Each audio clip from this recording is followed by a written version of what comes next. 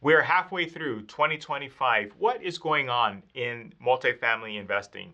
Specifically here, Southern California, Los Angeles, San Bernardino counties, property values, rental rates. Where are things trending? Stay tuned.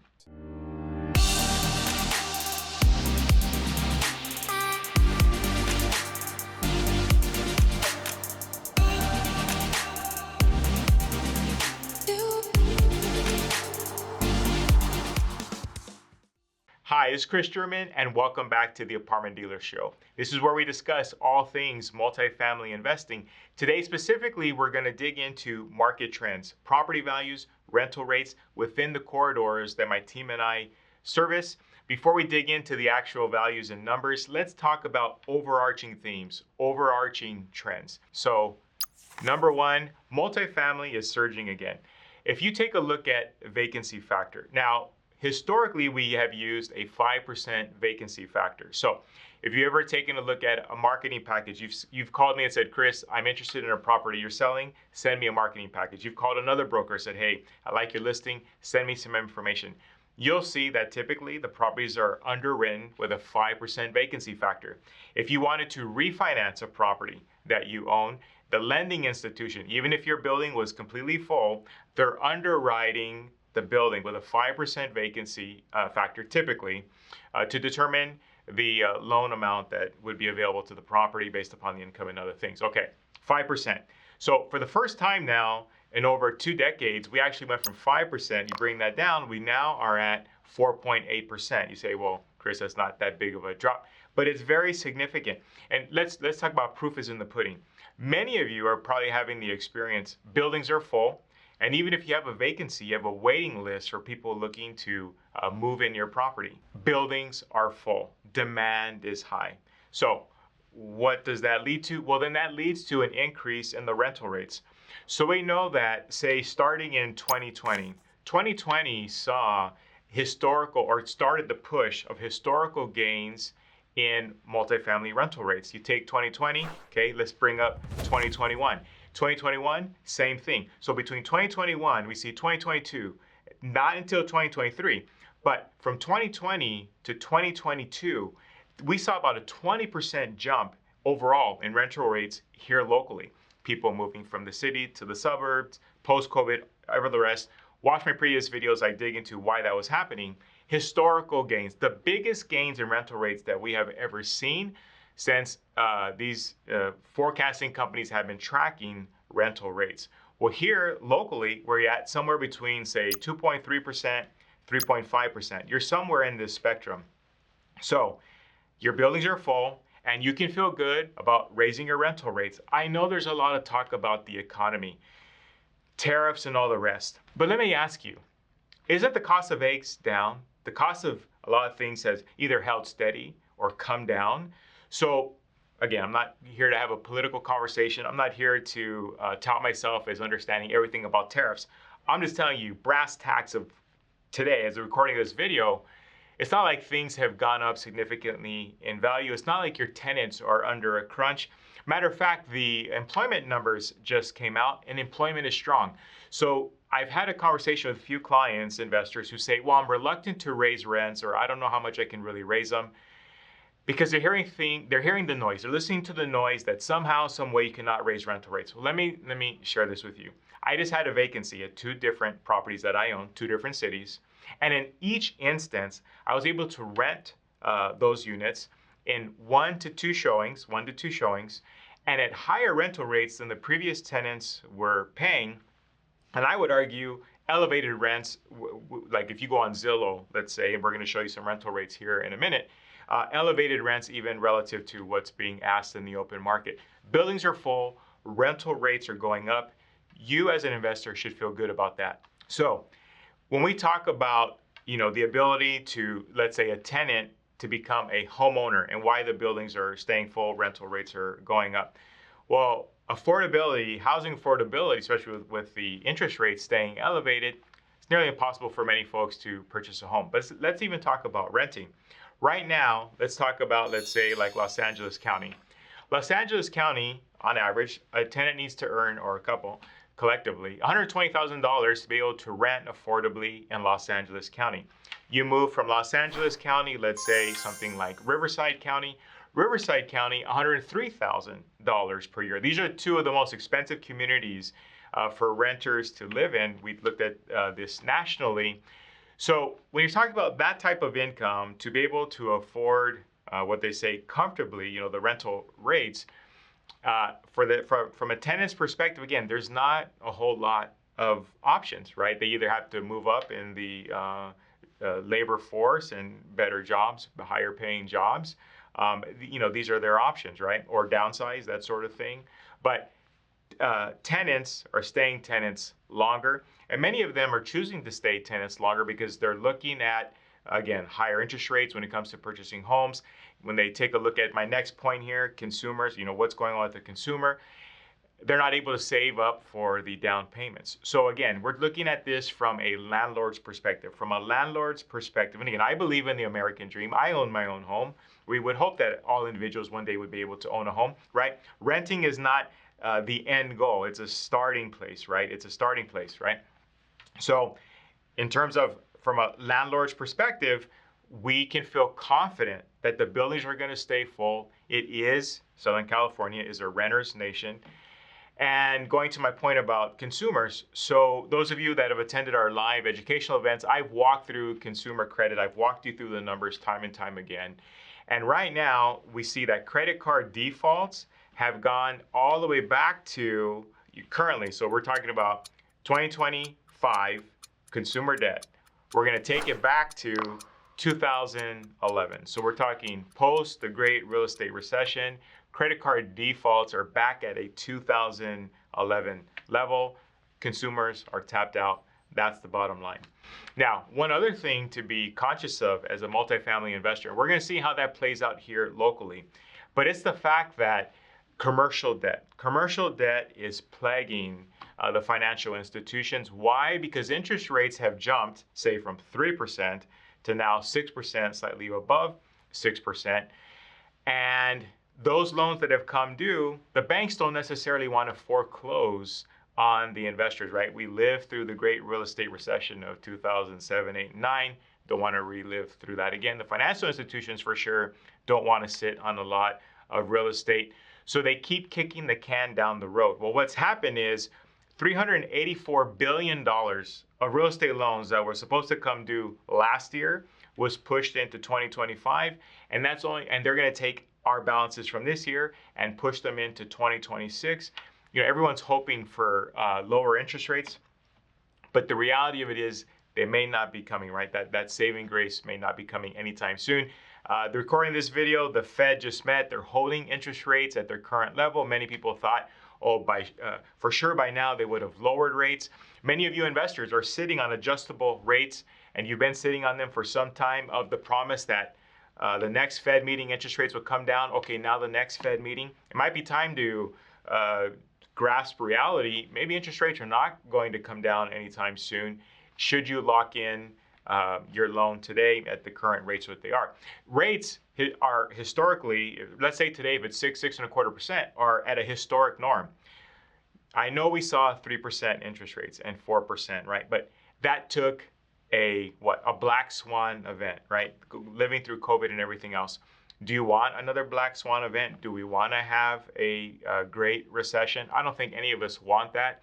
So I think the likelihood that we're going to see those type of interest rates, I'm not saying interest rates are not going to go down, but if you're one of those investors that are saying, well, I'll jump back in the market when interest rates are 4%.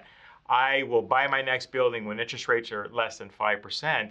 All I'm saying is, well, if you've been waiting for a couple years now for that to happen, and it hasn't, and it doesn't look like it's on the horizon. Our credit rating as a nation was just lowered a couple weeks ago.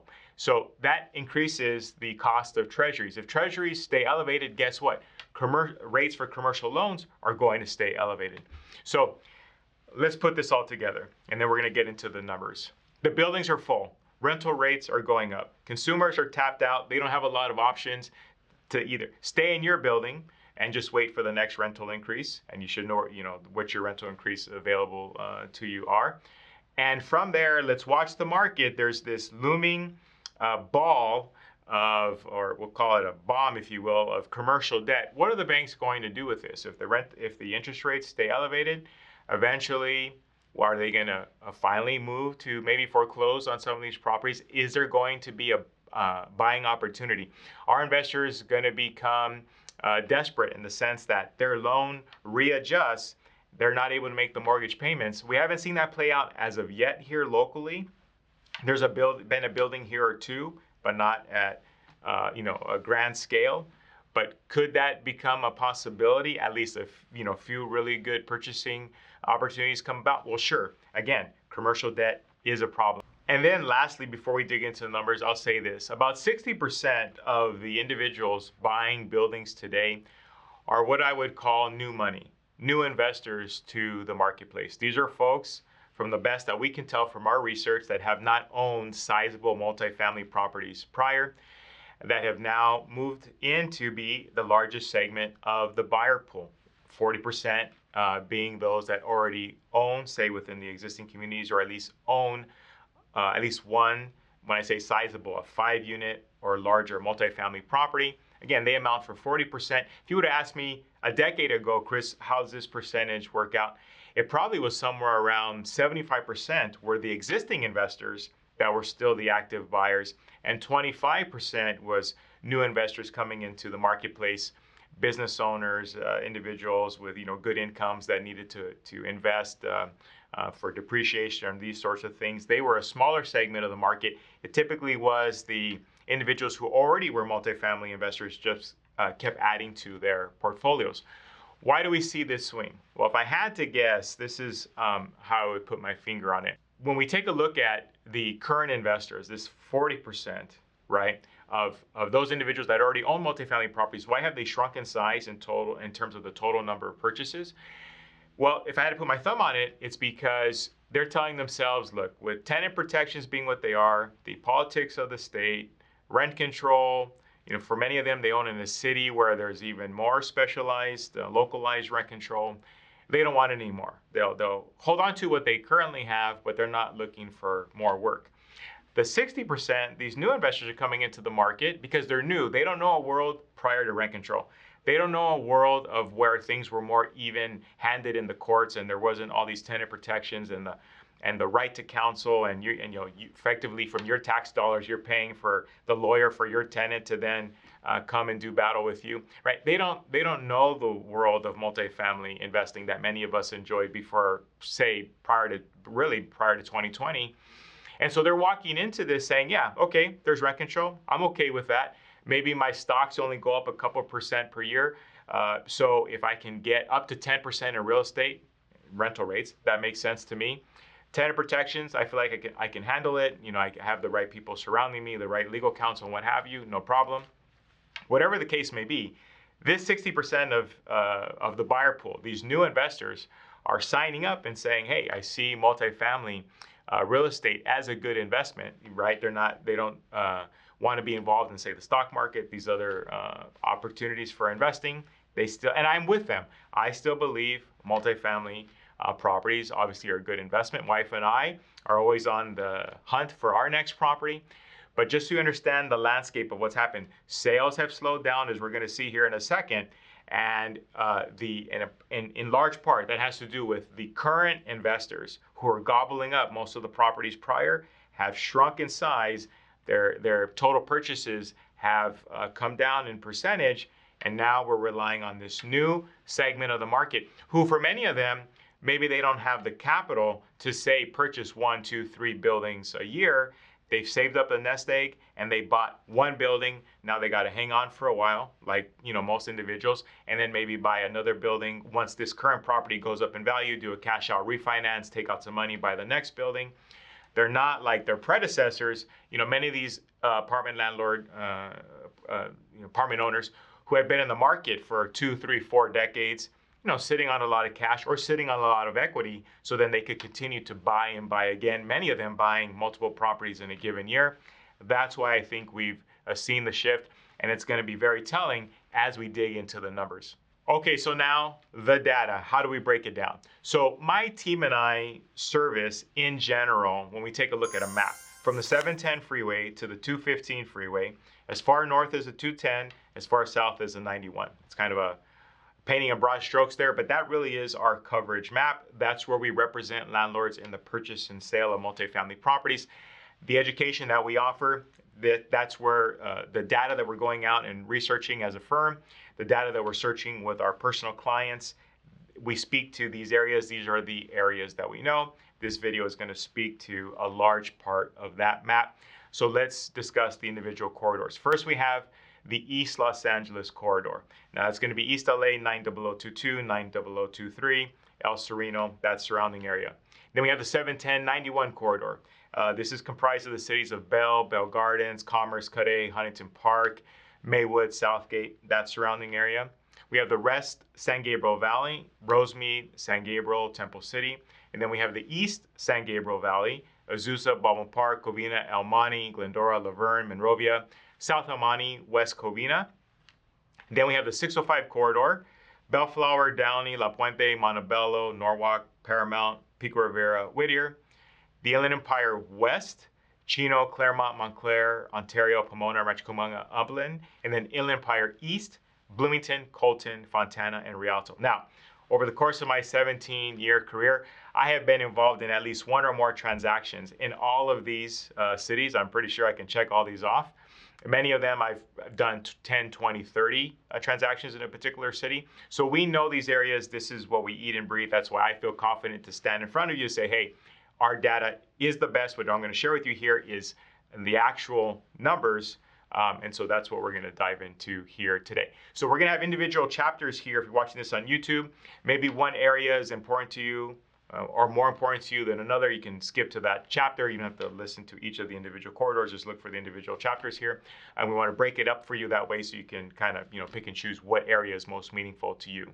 Okay, let's start with the Western San Gabriel Valley. Now, first number we want to take a look at, we're going to take a look at here is total sales.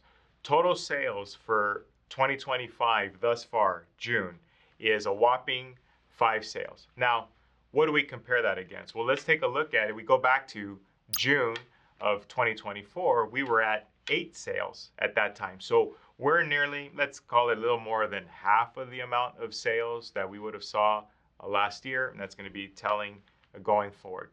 Now let's move from total sales to sales volume. We see here we're at about $16.5 million thus far this year.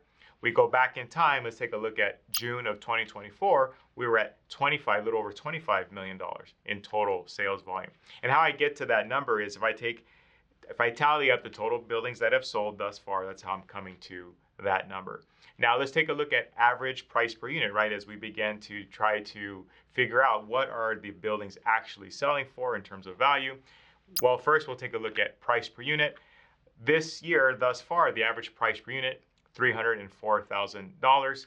Last year was actually $291,000. So that actually has ticked up slightly since last year. That's a good sign. When we take a look at cap rate, right? So cap rate being, let me bring that up here. Cap rate, if you were to buy a building all cash, what would be your rate of return? Easy way to understand cap rate. Thus far this year is 4.76%. Go back in time, 2024, that's 4.44%. So yes, yields have increased. That's going to be a common theme. Gross rent multiplier. If you took your gross annual rents, how many times do we have to multiply them to equal the purchase price, the sales price? Same thing, whichever way you look at it. 13.84 thus far this year is the average of those 5 transactions that have sold. If you go back in time here, 2024, the average GRM was 14.83. So that is a change, right? A change, a notable change.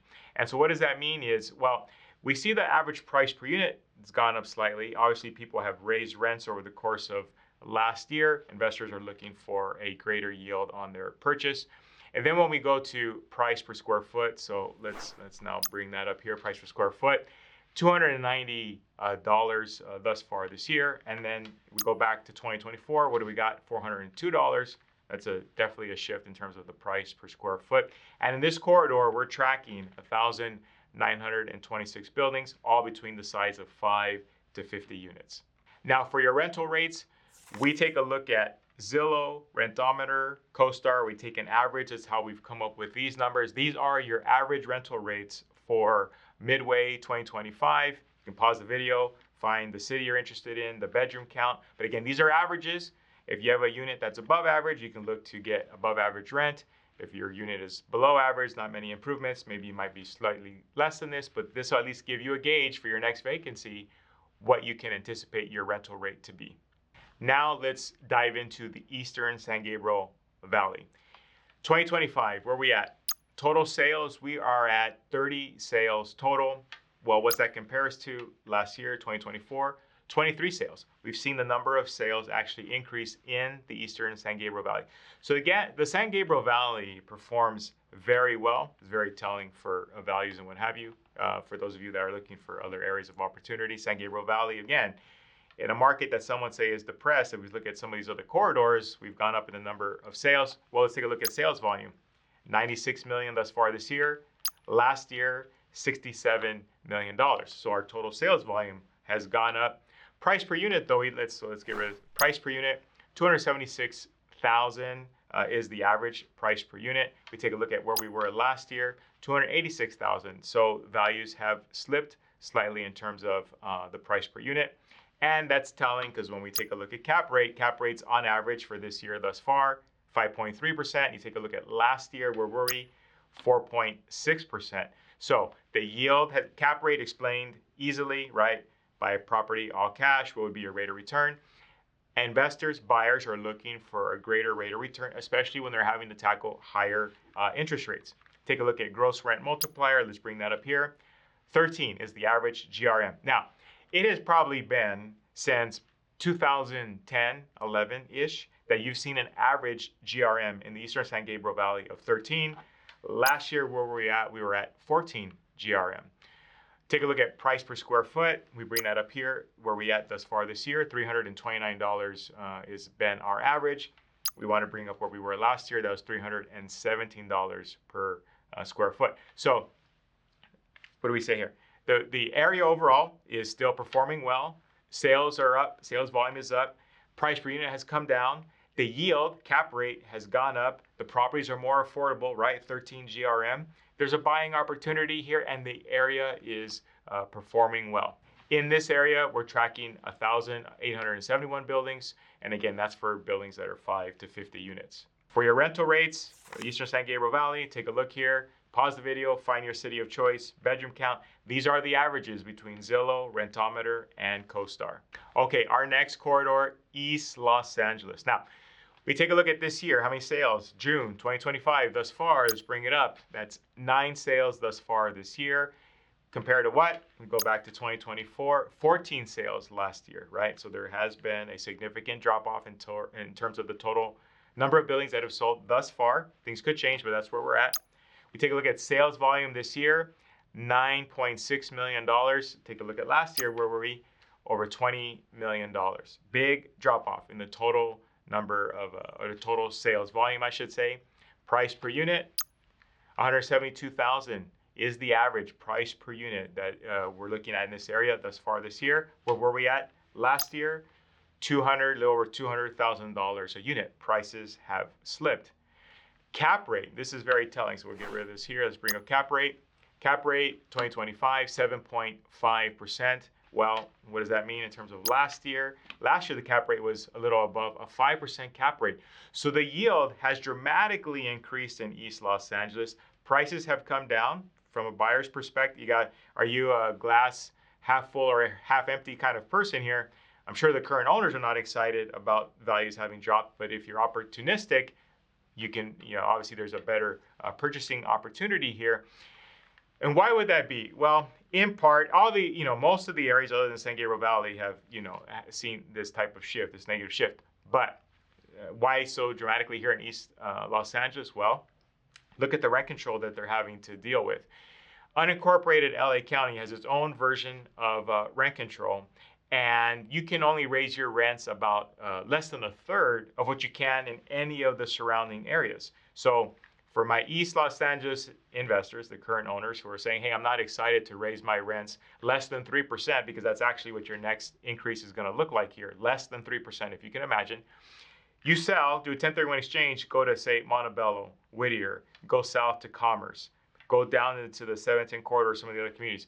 You can raise your rents as much as 10%. That's the ceiling, right? Of course, there's an equation to that, but the ceiling is 10%, not less than 3%. And so less than 3, that takes an effect. So investors, if I'm an investor, I'm a buyer, which I am. If I'm looking at buying a building in East Los Angeles, you're saying, okay, well, if I can only raise my rents less than 3% per year, at the close of escrow, I need a higher yield, a higher cash flow on that property, because going forward, my rental rates are dismal every year, especially if this law stays intact in the same shape and form that it is currently. So I need to start at a higher yield, because every year as I raise rents compared to inflation, I might be dropping off here. Well, in order to get a higher yield, what do you have to do? You have to lower the price of the building. That might be a very simplistic way to explain what's going on here, but that's how I understand it. I think it's an easy way to digest this is what's going on in this area. Specialized rent control. Other communities that have specialized rent control, like say Pasadena, areas like Huntington Park, where they have localized rent control. Yeah, the values are much different after the passage of that rent control than say prior. Let's look at GRM. So we bring up GRM thus far this year, 10.7 or so. You take a look at GRM last year, nearly 15. That's a huge change in terms of GRM. Gross rent multiplier, we take the annual gross rents, how many times you have to multiply them to equal the price. You're talking about, call it 10.5 versus nearly 15. That tells you values have dramatically shifted. We take a look at price per square foot. We're a little above $300. Last year, this time, we were at $335 on average. And in this corridor, we're tracking buildings 5 to 50 units, and of those, there's about 690 buildings. Here are your rental rates for the East Los Angeles area. Take your location, your bedroom count, and that'll give you the average of what you can anticipate from Zillow, Rentometer, CoStar for your next vacancy, sharing the averages with you here. Let's move now to the 710-91 corridor. Now you talk about a corridor that's been hit by specialized rent control. As we take a look at these cities, I look across my list here. You have Bell Gardens, they have specialized rent control. Cudahy, specialized rent control. Huntington Park, specialized rent control. Maywood, specialized rent control. Now each of these cities have their own version, Bell Gardens probably being the worst, and then each of them rank just slightly better than that. But what's the point here is that the values here have dramatically shifted. I own a building myself in this corridor, not excited about the shift that I've seen in my building. None of us knew that it was coming. The rent control thing happens overnight, especially with the localized rent control. The local authorities just pass it on their own accord, regardless of what investors, landlords might have to say. And the bottom line is, in Bell Gardens, you're half of inflation. Can you imagine? So let's say inflation was 3%, you could raise your rents 1.5%. I mean, it's just that ridiculous. And some of the other cities, it's a 3% maximum, 4% maximum. So this corridor, this specific corridor, has been hit hard by local politicians thinking they know better, and not understanding investment and understanding supply and demand and all the rest. And investors have been hit hard here. Okay, data. 2025, June, where we're at, total sales, 14. Where were we at last year? We bring up 2024, 24 total sales. We've had a drop off, right? About 30% less sales thus far this year. Well, what's that do to sales volume? Bring up sales volume this year. We're at $28.5 million worth of total real estate, multifamily real estate that's sold in that realm of 5 to 50 units. And you bring up 2024, where were we at? We're at 47 million, almost 800,000 worth of multifamily properties that have sold. Dramatic change here. Again, much to what I just said about the East LA corridor, it's not as desirable if you're an investor to own this particular pocket when the tenants are great, the buildings are great, the rent control sucks. So it's just not as much of an opportunity from an investor standpoint, unless you're getting a property at a deep discount. At a deep discount, you say, well, hey, everything's worth something at the right price. That old adage, same applies here. So you're looking at localized rent control. Okay, sure, I have interest. Even I would have interest personally, but I'm not paying a value that we would have seen prior to the specialized rent control. It's going to be a new value. I need to start at a higher rate of return, because going forward, my rental rates are, dismal at best. Okay, price per unit though, interestingly enough, the average has jumped to about 223,000 versus last year where we were at 203,000. Now, when we see that type of turn, you say, okay, well, how could that be? You know, sales are depressed. If sales volume is depressed, tells me that there's a couple sales here, couple, 2-3 sales here that are skewing the numbers to say like, oh, values are actually increasing. Don't get excited. That is not the case. I know, because you take a look at cap rate, we're at 5.5% or better. I would argue even that those couple sales that were anomalies are leading us to a lower cap rate. If you want to sell a building in the 710 corridor right now, I think you have to be around a 6% cap rate easily. Take a look at last year, we were at about a 5.25 cap rate. GRM, take a look at where we are now. We're at about 11.93. Last year, we were about the same. What does that tell you? You raised your rents, but it still got gobbled up by the lowering of the price there. Price per square foot, we're on average $282 so far this year. Take a look at last year, $277. So definitely, I know there's a couple sales here that were an anomaly. I just been doing this as long as I have. You just know that's the case here, because you don't see this type of drop off in sales and sales volume, and then, oh yeah, but prices went up. Not the case. And we are tracking here 2,467 buildings that are all 5 to 50 units. Then we take a look at our rental rates. Our rental rates here, pick your city, your bedroom count. Again, if you haven't watched the other corridors, that's why I keep repeating it. We're taking an average of CoStar, Zillow, Rentometer, and we take an average of the rental rates there. And again, just average. If your unit is slightly better than average condition, you get better than slightly average rent. Or if your unit has deferred maintenance, hasn't been updated, maybe these rental rates are actually higher than what you can get for your unit. At least this gives you an average, a baseline of what you can anticipate for your next vacancy. Moving on to the 605 corridor. Okay, now 605 corridor in comparisons to the 710 corridor, as I take a look at the cities that are involved here, no localized rent control in any of these cities, right? That's a much different tale. So this year, 34 total sales. Last year, 27, right? So we've seen an uptick in the total number of sales. Let's take a look at sales volume. $103,650,000 worth of multifamily sales so far. Let's see where we were at this point last year, $97 million. So sales volume has ticked up. Price per unit, let's bring up price per unit. The average right now, $262,000 per unit for the buildings that have sold this year, 2025.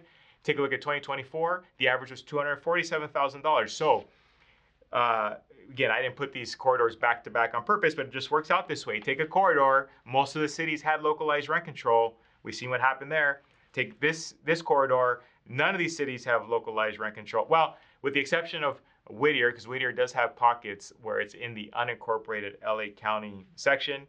So you literally have pockets of Whittier where those landlords can only raise rents less than 3%. You cross the boulevard, all of a sudden that landlord can raise their rents as high as 10%. It literally is like that in Whittier, so be cautious. When you're looking at Whittier, you understand the map. Where is the unincorporated LA County sections versus the sections that are not under the that rent control. So, but again, uptick in sales, uptick in sales price, and so forth. Let's bring up cap rate. We're a little above a 5% cap rate on average. Take a look at where we were last year, 5.3. So things are looking good in this corridor. You take a look at GRM, 13.28 is our GRM thus far this year. Take a look at where we were last year, 13. So again, things are looking good there from an investor's standpoint. But again, overall, you take a look at 13 GRM and we have above a 5% cap rate. These are good numbers if you're looking for opportunities to purchase. We look at price per square foot. We're at $340 on average price per square foot. Where were we last year? We bring that up. $327 is where we were. So we've seen an uptick in the average price per square foot. And in this corridor, we are tracking 3,225 buildings that are between 5 to 50 units. Now here's your rental rates. Pick your city of choice, go across your bedroom count. This is an average between Rentometer, Zillow, CoStar. It's an average of the current rental rates. It gives you an idea what you can anticipate for your next vacancy. And this is a guide. If your unit has, say, amenities that most units don't, you could ask a higher asking rent. If your unit has deferred maintenance, maybe you're below these numbers. Now the Inland Empire West, The only city here that has localized rent control is Pomona, so you want to familiarize yourself with that rent control if you're looking at properties in Pomona. We take a look at where we are this year thus far. We are at 8 total sales compared to last year. Last year this time we had 7 total sales, about the same.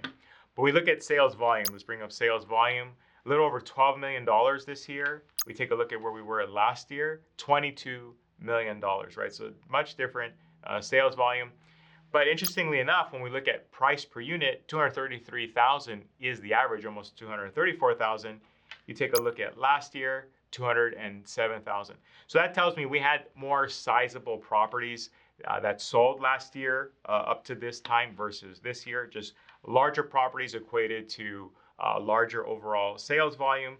And because these were larger properties, potentially, this could be the case, there was a slightly lower price per unit on larger properties, say versus if smaller properties have sold thus far this year, if you're trying to make sense of the change in numbers. Now, let's bring up cap rate. We're a little above a 5% cap rate thus far this year. And where were we at last year? 6% cap rate. When we take a look at GRM, let's bring up where we are thus far this year. 14 has been our GRM. We take a look at last year, nearly 11. Now, you take a look at these cap rates, GRM, you say, well, gosh, cap rate's gone down, GRM's gone up. Prices must be on the rise. In the Inland Empire West, there have been some newer buildings that have sold, so the cap rate in GRM, newer construction. So the averages have been impacted at that. We see it at the price per square foot level as well, $386 on average versus last year, $308,000. So when you're only taking half year's worth of data, sometimes it doesn't give you the full picture. If there's a couple sales in there that are anomalies, then it can skew the numbers. And here in the Inland Empire West, we're tracking a little over 1,100 buildings that are between 5 to 50 units. Now here, your rental rates, pick your city of choice, go across, find your bedroom count. These are the averages between CoStar, Zillow, Rentometer. This will give you an idea. You have a vacancy here that you've taken on, what you can look as your asking rent. Now, of course, these are averages. So if your unit is above average, you might get above average rent. If your unit has deferred maintenance, maybe you get less, somewhere in between. But this will give you a starting guide. Now, finally, we come to the Inland Empire East. This is our smallest corridor in terms of the total number of buildings. It's less than 300 buildings. We take a look at what's taking place this year thus far. 2 sales, a whopping 2 sales. Where we at last year, we were at a total of 9 sales. So again, this corridor doesn't turn a lot of buildings historically, but two, right? We're not all that many sales thus far this year. Take a look at sales volume, almost $14 million thus far this year, versus last year we were at over $21 million in total sales volume, multifamily properties that had sold within the first 6 months of the year. And this corridor saw these 2 sales are actually newer constructed buildings built in the 2000s. The average price per unit, $443,000. You take a look at the average last year, $205,000. That would be closer to the norm. The bulk of the buildings in any of these corridors, the apartments were built in the 50s and 60s. That's the largest amount of the stock. So we have a couple of newer buildings that sell. That's why you see the higher price per unit. And interestingly enough, though, the cap rate, 5.3% this year. Last year, we were at 4.4. So these newer buildings, you have newer rents, more amenities. It's offering a higher cap rate. And so you see the higher cap rate. We jump over to GRM thus far this year, 12.75. We take a look at last year, 13.75. So again, these newer buildings, although they were newer, trading at higher values, higher rental rates. So the financials on them look stronger. We take a look at average price per square foot, $356 per foot. Where were we at this time last year? $271. So if you're trying to ascertain, okay, well, that doesn't tell me much then, like what, if I have a building I own in the Inland Empire East. So let me give you some averages. On average, I would say 6% cap rate is more of an average, if not, say, slightly higher. GRM, definitely going to be in around that 12.5 to 13 range. Price per square foot, you're probably going to be, let's say, $300 or sub $300, depending on the building. Now, I'm speaking in generalities, but again, just to help you offset some of these numbers here, because they are skewed thus far this year.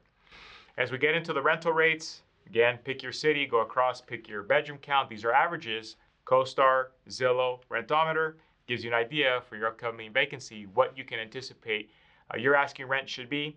Again, that depends on amenities. Maybe you'll be more or less. But again, this gives you a base to start with.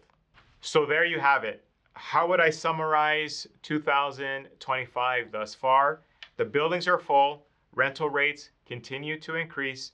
Our interest rates probably are going to hover where we are for some time unless something dramatically changes. But the cap rates are up. GRM is down. That makes for a buying opportunity. So if we step back, step out of the noise, and look at what makes multifamily attractive, right? Cash flow, appreciation, tax savings, great.